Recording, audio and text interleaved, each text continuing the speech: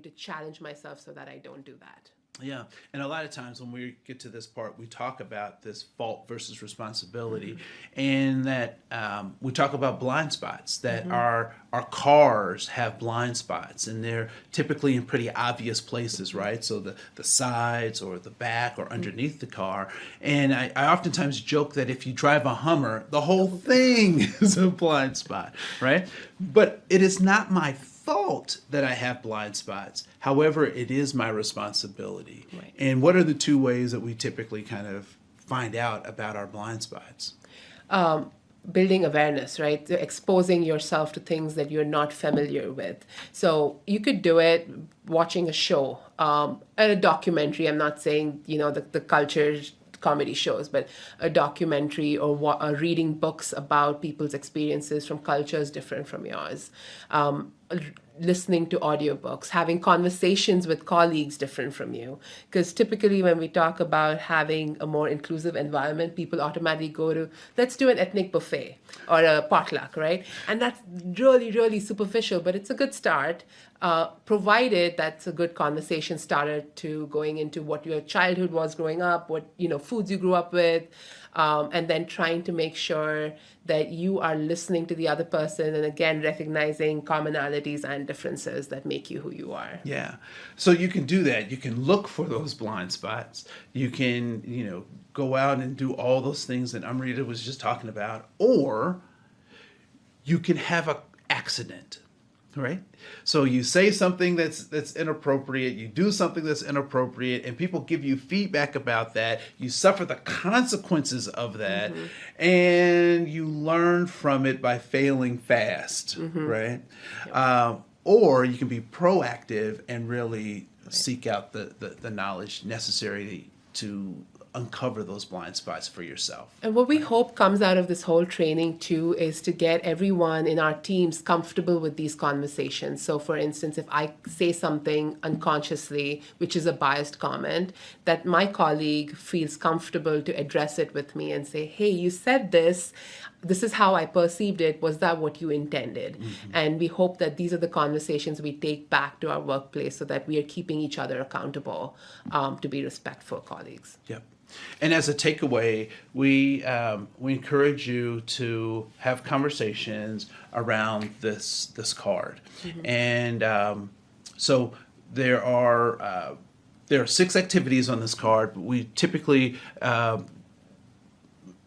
deal with about 3 of them on the card, and the rest you'll have to come back to us for some other guidance. All right. But in letter A, we typically ask people to look for what they see. So first of all, and typically what people say is that they see a bird with something in its mouth. Sometimes it's a baby, sometimes it's a sheep. And then we ask them to change the perspective, right? Turn the card around, see what else they can see. And if you flip the card 180, you'll see an island with something that looks like trees and some water and a fish, which is a completely different image from what A showed us initially. Yeah. And so then the question, the reflection question is it possible that your colleagues, people outside of your frame of reference, outside of your paradigm, your context, could be seeing a world that is totally different from yours? And hopefully the answer is yes, that is at least a possibility. And then we move over to letter B. Letter B simply is, we ask people, what is it that you see? And many folks say that they see a face, and other folks see the word liar. And when they encounter this card, the lesson is what you lock on to is what you see. So if I lock onto positive things in my life, I see positive things. If I lock onto negative things, I see negative things. But simultaneously, as I lock onto some things, I'm locking out other things. And so if I'm in a homogeneous group, I will always see my group, or what my group does will always seem normal. And I'll lock onto that, but I'll lock on the other possibilities that other groups could have the same or similar issues, concerns, or motivations. I have to quickly put a plug in here. If you feel you need to expose yourself to people different from you, and so you're not in homogeneous groups, a great way to do that is the Mayo Employee Resource Groups, the merges. So if you yourself are not on a merge, I would encourage you to do that as facilitators for these conversations. I would recommend that you expose yourself to as much positivity around these different groups, or as much conversation, not just positivity, but a conversation around these groups, so that when you walk into these situations, you are more aware of your own biases, or where you can answer questions and address situations. Yeah, merges are great, Yeah. great resources for this. And we would encourage you to, as a facilitator, to join a merge, but also make a plug for the merges at this part in the program, right? Letter C, we've already covered. And how do you do number 3? How do you address number 3? In fact, on the card, you'd see some words right there, which will help you address it. So typically you'd say, okay, can you see a finger? Can you see a hat? And then I think there's also an arrow arrow, too. yeah, and a house. And so people will typically mark that out. And then what else can you see, right? So you're seeing things that are blacked out, that are present, but what is in those spaces that you may be missing? So if you look at, just take a pen and then mark a vertical line on either side of those black objects, you'll read the word fly.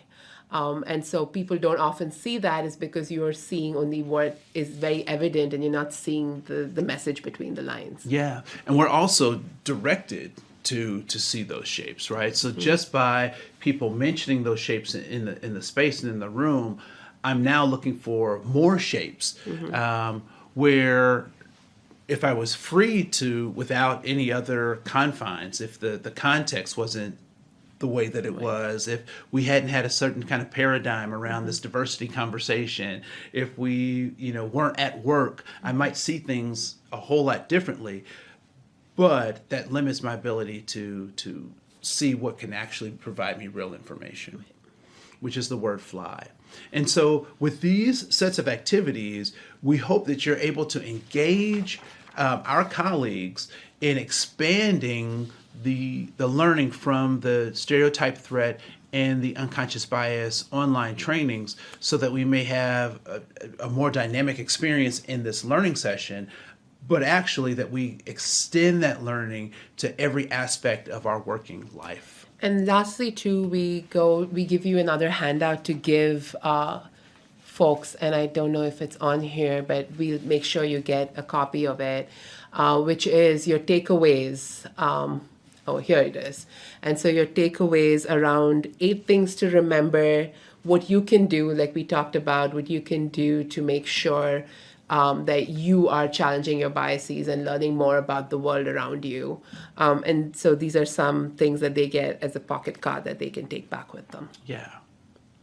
So if you have any further questions or comments, both of us are available to do consults. If you feel that this is something that other groups can benefit from, please share this link, share this training session, because we want to make sure that we provide an opportunity for all of our employees to get access to recognizing how they can diminish their unconscious bias, so that we can all have equal and fair opportunities. Yeah. And just as a reminder too, what is in it for you as a facilitator? I think having these conversations, not just in a passive way, but having it where you are up there talking about these conversations, makes you a little more comfortable with this. I know I've had great learning with the sessions that I've taught facilitated with the people in the groups. And so this is a great learning for you and a growth opportunity for you, as well as your colleagues that you're working with. Yeah. And you don't have to have all the answers. Your job is to create the space where people can discover these things about each other and about themselves in a safe space and environment. So so don't feel like you have to. And here's the other thing. This is the kicker. You have a style of training, and I have a style of training, and they don't have to be the same Right. style of training, Right. right?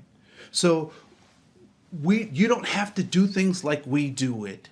You don't have to, you may be way more funny than we are, right? I'm sure, you're probably at least more attractive than I am. But you don't have to, we're not trying to make mini me's. We really want you to look at these activities as things that you can do yourself, because there's no magic to this. There's no mystery. It really is about skill building and development. Here's another thing that I'd like to give you, is that if there are any pieces of this that you think would be valuable for your teams or your take little pieces of this and practice with your teams or work groups or other people's teams and work groups, because that's how you build the muscles to be an effective facilitator. Yeah, a great place to do this is when you have your team meetings. Ask for 5 minutes on the agenda at the beginning of every meeting and talk about unconscious biases, service excellence, teamwork, and all of these conversations. And you'll find there's a common thread that connects all of these different aspects of any human interaction. Human interaction. I like that. I like that. My name is Andre Koen. Thank you so much for your time. Hopefully it gave you some skills that you can use. I'm Amrita Prakashna. Thank you again. Peace out. We're out here. Out, people. Yeah.